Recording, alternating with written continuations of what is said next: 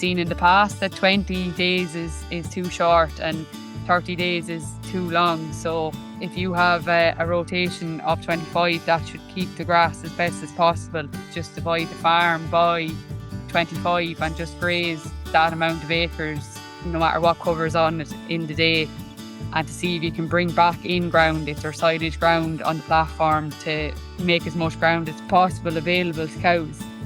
I'm joined this week by Emily Gowing, Teagasc Dairy Advisor based in Dungarvan, County Waterford.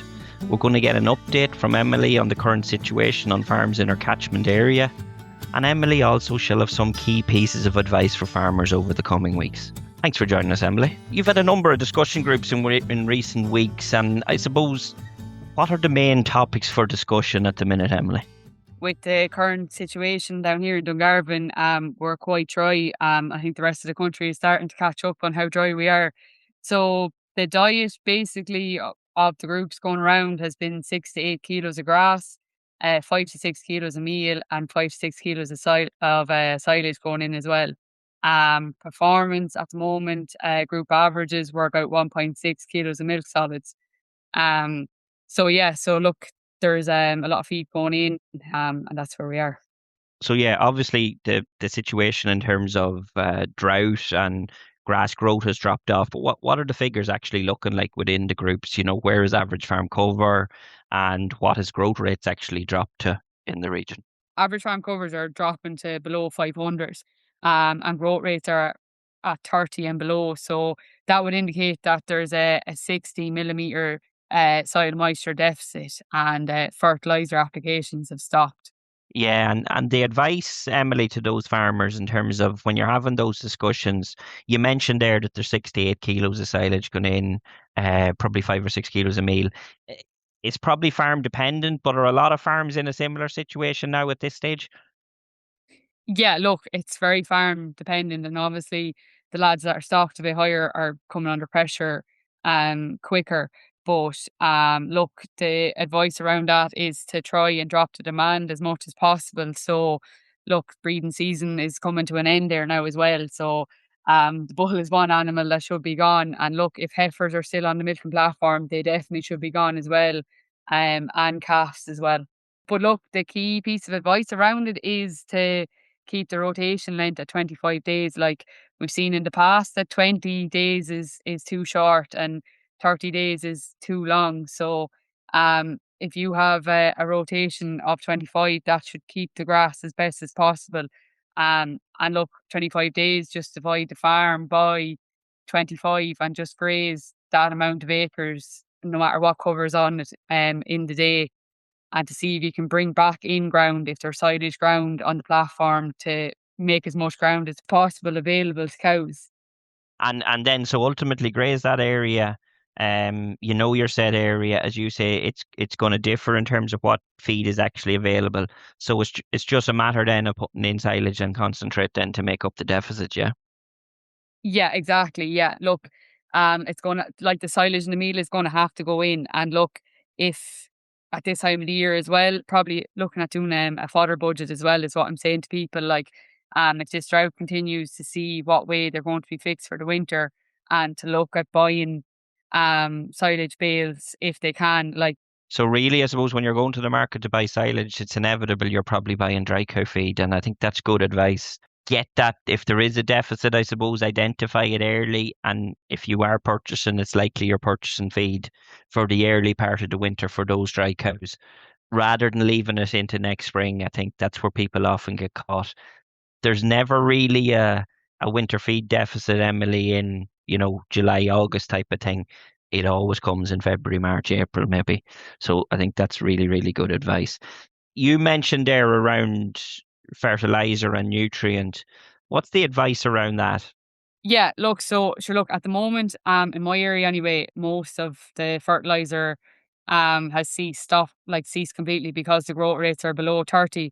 But look, if you were above 30, still at the moment, you probably could go with um water slurry or something, just to keep the thing going, especially late in the evening. Like, you don't want to be going at the middle of the day with these stuff, and you Mm. don't want thick slurry either, because that will just cake on the ground. Also, if you're above 30 and you still have a small bit of a P allowance or even a K, an NK product would be good to go again late in the evening, small amounts, um, just to keep the whole thing ticking up. But once you get to that 30 of a growth rate, like you're going to have to stop completely. And then the important thing for down my area is like we are in that drought situation. So when we come back out of it, it's when we go again. Like we don't want to go too quick because when we do get the rain, you will see a mineralization effect in the grass and grass will take off. So you want to delay that first application of nitrogen by about 7 to 10 days after the rain. You want to let the growth rates come back up to 40 or 50 before you go with the fertilizer. And obviously, the most important thing then as well, when we're delaying the fertilizer, we're delaying taking feed out. So it's important, like we're always talking about growth reaching demand. So if our growth go back up to 40 and our demand is still set at 40, we're not going to put grass back on. And look, we're coming into building grass for the autumn time, so we're not going to build quick enough and we're going to be in a hole for longer if we don't react accordingly when we do get this rain. So it's important to keep the feed in for, your week to 10 days to let the grass get ahead of itself. And then when the grass gets going, then 7 to 10 days later to go in with your nitrogen then. And we're talking only really 2 rounds left, James. So Mm. it's important that we get the most out of it, like. I think that's an important point, and we've learned a lot, I suppose, over managing these situations over the last number of years. Often that silage comes out too soon, and farmers find themselves, in very low pre-grazing covers for a long period. It's important to keep that in, as you say, until average farm cover and pre-grazing yields recover. Like, Yeah, exactly. Yeah, because like if we, as I said, if we only match growth and demand for a week coming out of the drought, we're not going to add anything onto these farm covers, and they're already below 500. Like, so it's going to delay the whole process. Like, there's probably a week's work to do out after the drought, as there was in the drought. Like, yeah. Uh, Breeding will have finished on a lot of farms. Any early indications, or you would like, I suppose, to think it has finished on most farms, Emily?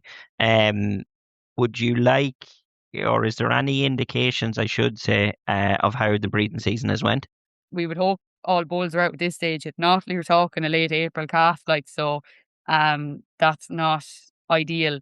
But look, there's a few clients have scanned already, and they're happy enough with results. Like, maybe 10% empty in cows, which is a good positive result. I'd say a lot of people haven't scanned yet, so that'll be coming soon. So maybe if you haven't planned on scanning, it's probably a good opportunity to scan. And then with the situation that we're in, if there's any cows that need to go a small bit earlier that are not in calf that you were planning on culling anyway, look, culling them in September could gain you more fodder for the winter if you are tight on fodder when you do that fodder budget. So look, if you haven't scanned, it's probably a good year to scan because you'll know exactly where you are then if there are more stock that you could possibly get rid of. Like, Any of those kind of passengers that maybe aren't delivering an awful lot, if they were removed that little bit earlier.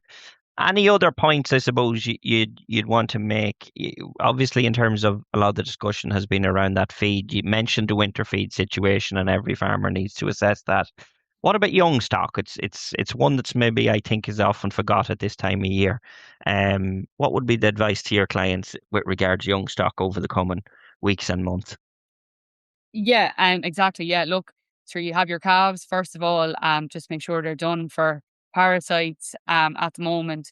And that they're up to weight. So like there should be maybe 30% of their mature weight. Funny enough, James, we were actually on a farm in Kilkenny there recently, and the farmer had weighed his heifers, and his average weights were on target, but the average weight just meant that half of them were possibly below target. So we had a look at them anyway. We went out to the field, and like we couldn't even tell by eye visually, you couldn't pick out the lightest from the heaviest, even though there was 60 or 70 kilos in the difference. So look, weighing them was definitely a worthwhile exercise for this farmer because he was able to pull out, you know, the ones that were struggling behind as a batch to be able to get feed into them earlier, um, to help them come on a bit, like, and to look at That's them then going into September. That's an important point, Emily, though, isn't it? In terms of it's probably one thing where we definitely don't use an average. Um, it's really an individual target for each animal, isn't it? Yeah, exactly. Like each animal needs to be up to scratch. So like your average, if you were to look at the average where we shouldn't, it should be well above par. Um, but yeah, no, I think each individual animal is definitely needs to be up to scratch. And if not, like to pull out the weaker batch or the lighter batch to get the meat into them earlier is definitely crucial. Like. And it's easy now in the fact that a lot of the software providers now, obviously, when you plug in your weights, it'll give you a target weight based on the animal's maintenance figure. So very easy to identify those heifers. But I suppose, as you say, the group itself, when you go out to assess animals in a field, you may not understand completely in terms of where that group of heifers is at. So, what you're really saying is weigh your heifers, Emily. Exactly, yeah, and, like, even that farmer, like, one of his lighter animals were one of his earlier born calves, so it wasn't even, you might use the excuse that they were later born or something, but, like, that mightn't always be the case. Yeah. Uh, the current situation, I suppose, is putting in obviously increased inputs in at a time of year where we would like inputs to be on a lower level, and milk price has been relatively stagnant. It's having an impact on cash flow, I would say, Emily. What advice for farmers have you with that regard? Yeah, look, with my groups now, in the previous month, we would have done a health check. So I would have asked them to take their 1st of June bank balance and take off their 1st of January um bank balance. So basically getting them to take off whatever they carried over from last year. And then from that figure, then take off what outstanding debt that there was left. So there might be a merchant bill there left hanging over, or there might be a contractor bill not paid yet. So take them few little bills that still need to be paid in the year off of it, and then whatever's left divided by the cow numbers. So this just kind of got an indication of where they were standing at the moment. And roughly, if you're coming in at negative €100 per cow, that you should be okay coming into the end of the year. And if you were lower than that, it's probably now is the time to kind of be proactive and see, um, see what's going on, see what maybe caused that big drop, or kind of to get help quicker. Like, I think lads carried in maybe cash from last year with a good milk price year. That's keeping them going for this year. But if this milk price continues, it's probably a management thing that we need to look at, or something. There's something in the background that's not working. It's a nice wee check just to see where you're at. Obviously, a lot of your inputs are front loaded. So, as you say, the majority will find themselves negative to the first of June. But you said it there, I think it was minus 100 figure. For farms that find themselves greater than this, you're sort of saying, look, they probably need to sit down with their advisor and look in a little more detail. Is that what you're saying to them as to what's going on and what does the cash flow impacts look like for the remainder of the year? Yeah, exactly. Yeah, just to kind of preempt the problem before we're in the problem, to see if there's anything we can do about it. That's important, and it's individual to every farm, and really every set of farm circumstances is obviously different in this regard. Oh yeah, exactly. Yeah, like even with the group, we did it. But like it was an individual target. It wasn't a target that you were to compare against the person beside you. Like, every farm is going to be different in this scenario, but it's just about you being aware about where you stand, and you're not in the dark come November and still in the red. Like, and you know, Yeah, I think that's important. Thanks for your time. I hope the rain comes. I hope the rain comes for our listeners, whether you're in Dungarvan or whether you are in some other part of the country. I think that's some really good sound advice, simple advice around grazing, ensuring that the deficit is filled. I think is the key point, Emily, as you've said there. So set yourself up in your 25-day round and fill the hole with silage and concentrate thereafter. The important point you made around continuing to feed, I think that's the one where we've maybe got it wrong in the past. So don't just pull the feed when the rain comes, let the grass recover, managing your nutrient advice, and then the other points around obviously young stock and managing cash flow. So all good stuff, Emily, and look, thanks again for your time. That's it for this week's episode of the Dairy Edge podcast. My thanks to Emily Gowing for joining me on this week's show. Don't forget to rate, review and subscribe to the podcast. You can listen on Apple, Spotify or wherever you get your podcasts. For more information, go to the Teagasc website at teagasc.ie. I'm James Dunne, and join us next time for your Dairy Edge.